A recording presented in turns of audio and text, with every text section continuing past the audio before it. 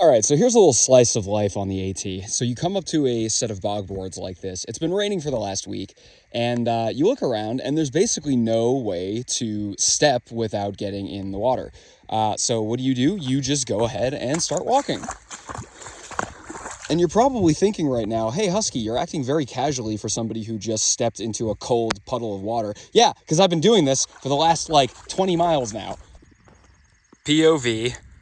It's been gloomy and rainy for like a week, and then the sun just came out on top of the mountain, and it's probably not going to stay out, but for the time that it is, you have an instant dopamine rush. Oh, that's beautiful.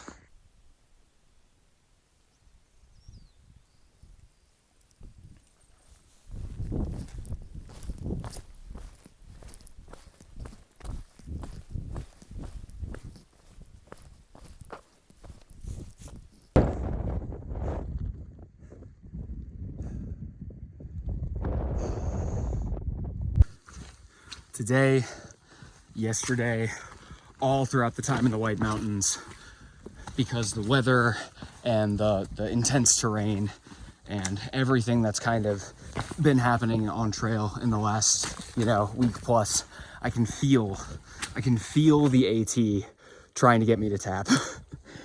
And it's like, oh, we're gonna throw in the last state that you have, we're gonna throw everything we've got at you. You got the steep climbs of New Hampshire, you've got the terrible trail conditions of like Tennessee and North Carolina, you've got no switchbacks, you've got awful weather.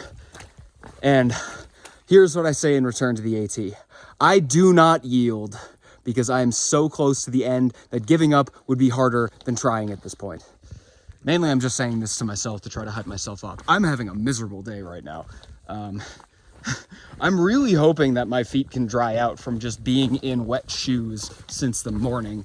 I think I hiked for about an hour before my shoes got soaked, and they've been crammed in there ever since. But I do not yield. I will continue to hike.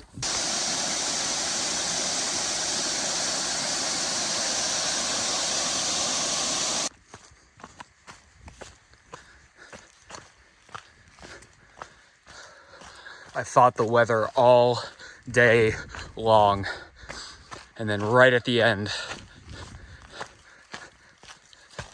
I get this.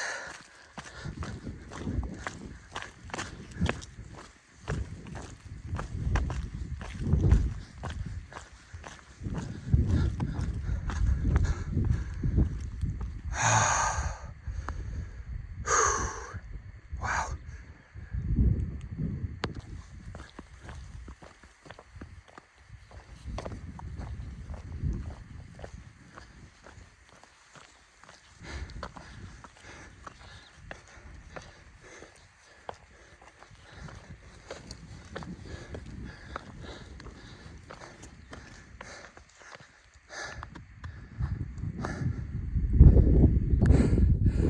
This was one of my craziest days on trail. Of the whole journey, this day was absolutely insane. And yet, here I am. I do not yield. Let's go, AT. Is that all you got?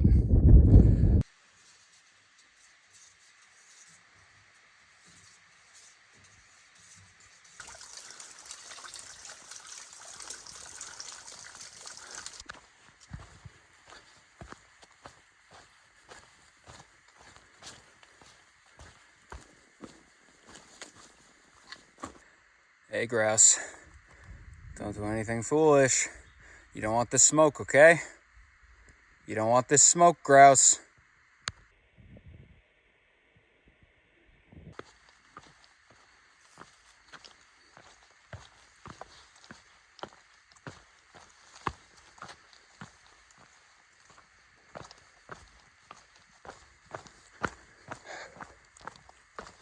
Maine, you are something else.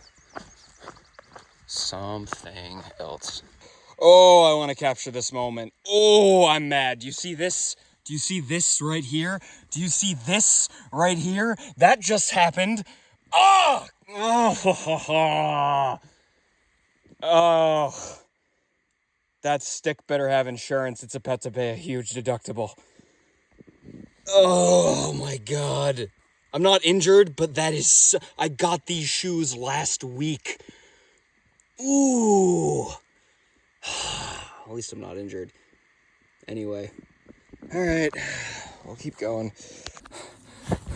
This day is insane. Okay, so not 5 minutes after I ripped my hole in my shoe, I'm walking down the path, and all of a sudden I hear a rustling to my right, and a grouse runs out of the bushes onto the path, goes head down, and starts charging at me.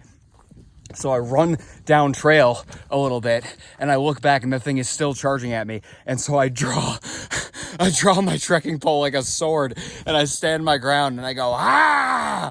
And it just stopped. And then it went like, it made a couple sounds, and then it went back into the bushes. What the? This day. Oh, Southern Maine. Oh, you are testing me.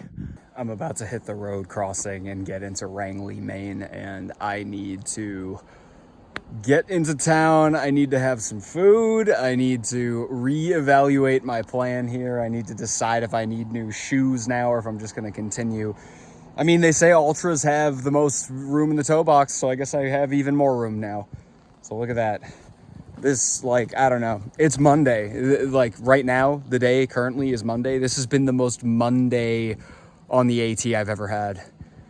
Oh, I need to get to the hostel. Just a little windy today. No, it feels amazing. Especially after I like sprinted to get up to the Alpine.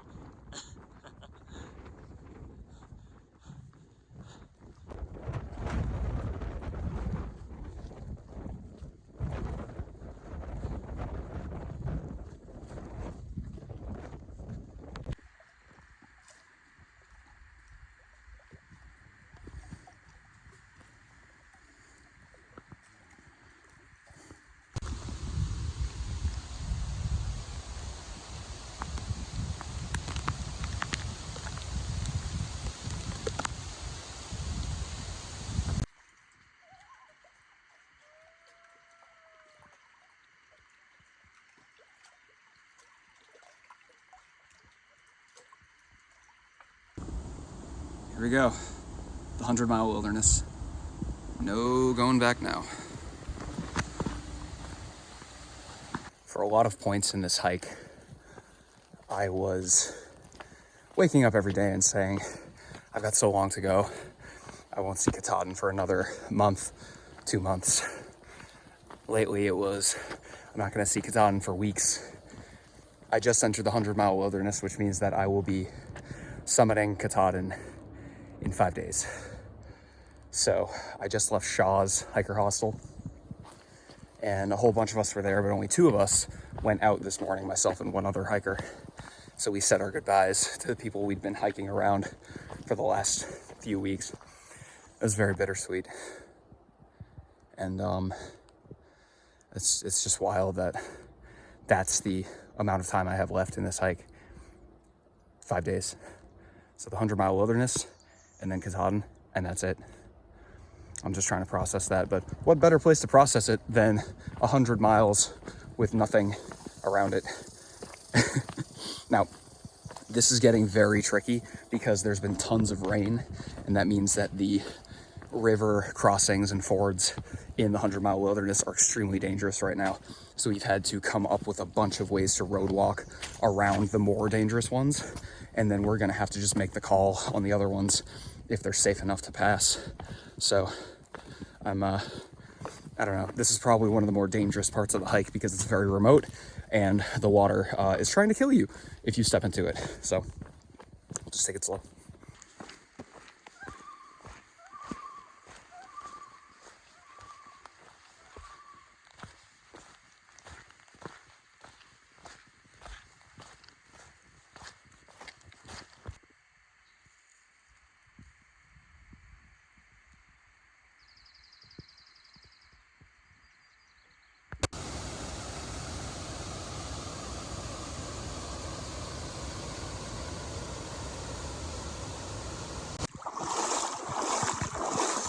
Just completely unfazed now.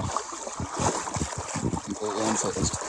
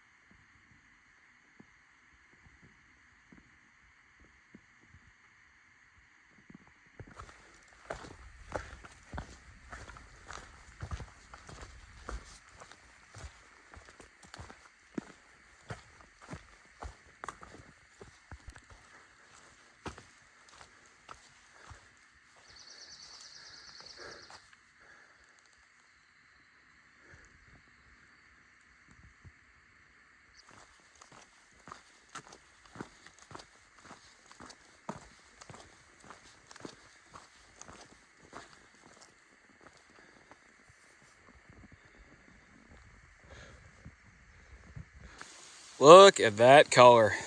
That's how you know it's got the nutrients.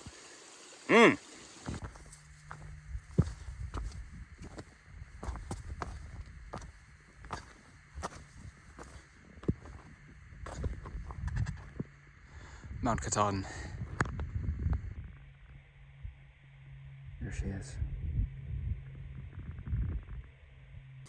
I'm coming down literally and figuratively from seeing Katahdin for the first time on Whitecap Mountain. So before we left Shaw's, Poet, who runs that place, and by the way, Shaw's is a phenomenal hostel gear shop. It's run by incredible people. The staff there is fantastic. But Poet, who's one of the two that run the place, he gave us a little poem about when you see Katahdin from the summit of Whitecap. When northbounders see it for the first time, that's the ice axe that breaks the frozen rivers within our heart. And I've dwelled on that, and I think I know exactly what he means. Not only do you get the rivers on the face, because I was bawling my eyes out up there, through this entire through hike, we as hikers are subject to the elements and the environment, and it's hostile and it's out to get you, and you're always balancing logistics. You're always balancing, do I have enough food? Do I have enough layers? Am I going to be warm enough tonight? Where am I going to sleep tonight? And in a lot of ways that makes you just focus on the next day, the next 2 days, the next week at the absolute most. And Katahdin for a northbounder seems so far away that your dreams and the kind of the life force that you bring to this hike, saying, yes, this sounds like an amazing adventure and I want to do this, is kind of hardened over time by just the brutal reality of doing a through hike. And when you see Katahdin for the first time, you're reminded of the goal. And so I've just been dwelling on that a little bit, I guess.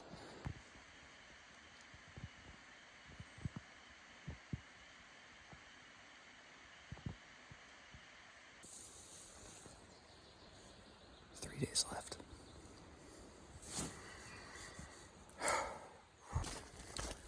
Day 3 in the 100-mile wilderness. We forded 2 river crossings that I would consider dangerous today.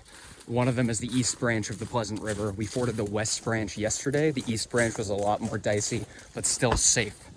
The second thing kind of caught us by surprise. It was an outlet of a lake, and it was so fast that it was pretty dangerous. You had to really get down into the water there to actually get across it. and I was basically scrambling on all fours, trying to hold on to the rocks to make sure that I could get across.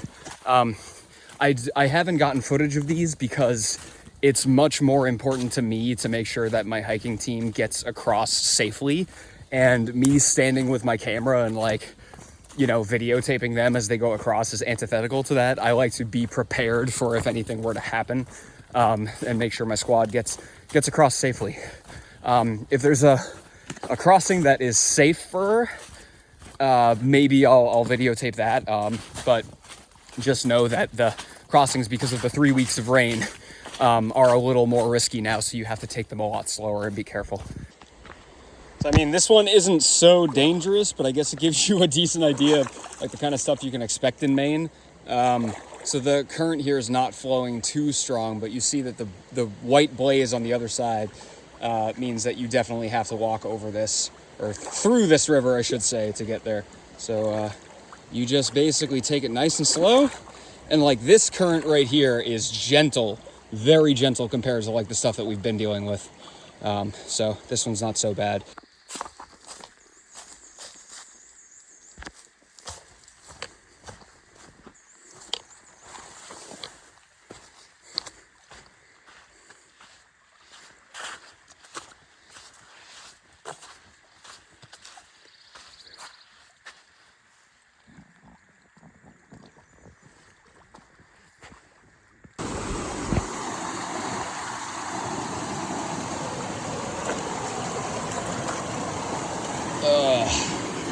So much for my dry socks.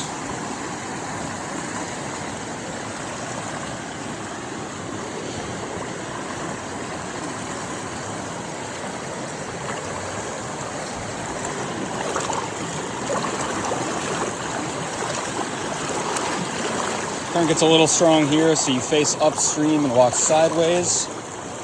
Current lessens right here because there's some rocks in the way to cut the current down. And basically find good footing until you can stand up. Not so bad. So yeah, there you go. That's a river fording in Maine. Not bad.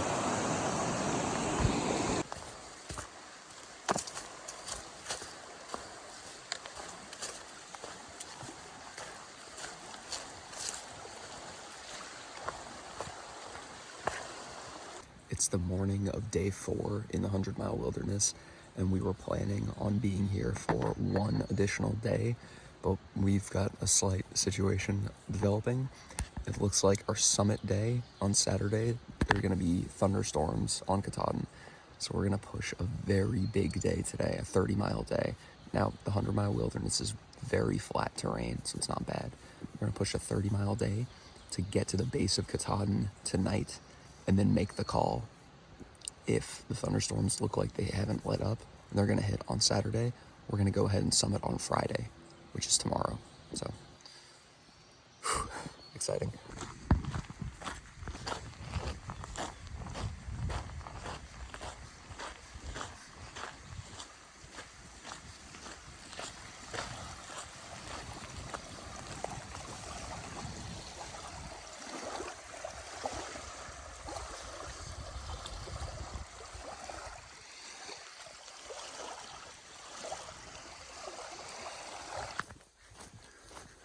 My through hike ends tomorrow. Wow.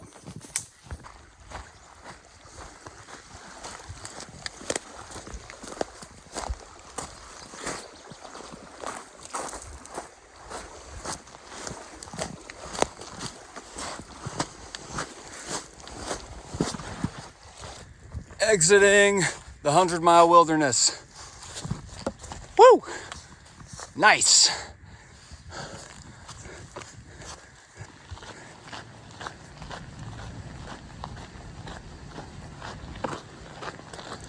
And she should be here in 3, 2, 1. Wow. Wow. Wow. All I have to say is wow. Magnificent mountain. I'll be there tomorrow.